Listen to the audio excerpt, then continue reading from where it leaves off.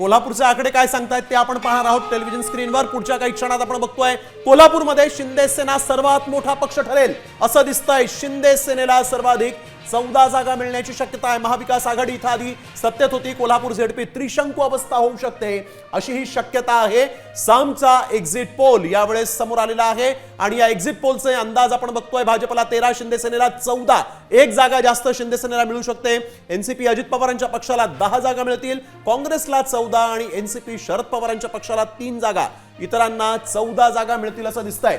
आणि संभाव्य या ठिकाणी सत्ता जी आहे ती नेमकी कोणाकडे जाते हे पाहणं महत्त्वाचं आहे। तर संभाव्य सत्ता आपण बघतोय 14 जागा घेऊन आघाडीवर शिंदे सेना इथं सत्तेत जाऊ शकते असं दिसतंय। कोल्हापूरच्या या झेडपीचा हा एक्झिट पोल समोर आलेला आहे जिथं शिंदे सेनेकडे सत्तेच्या किल्ल्या जाऊ शकतात।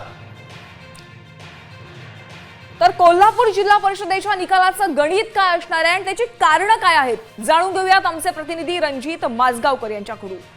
काँग्रेसला साधारण 14 जागा मिळण्याची शक्यता आहे। त्याच्या पाठोपाठ शिवसेना एकनाथ शिंदे यांची जी शिवसेना आहे यांना देखील 14 जागा मिळण्याची शक्यता आहे।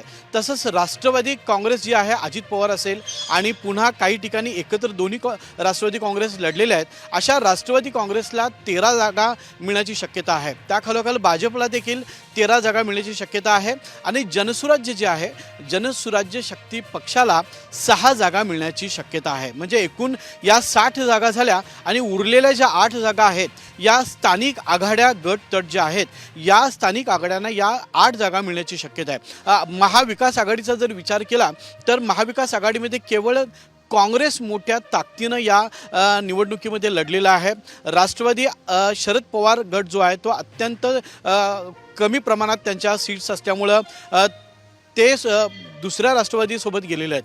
त्यामुळे एका बाजूला अख्खी महायुती तर दुसऱ्या बाजूला महाविकास आघाडीमधील काँग्रेस यांची काटेकी टक्कर झालेली आहे आणि यामध्ये कोल्हापूर जिल्हा परिषदेवर सर्व पक्ष एकत्र येऊन म्हणजे महायुतीचे सर्व पक्ष एकत्र येऊन सत्ता स्थापन करण्याची शक्यता आहे।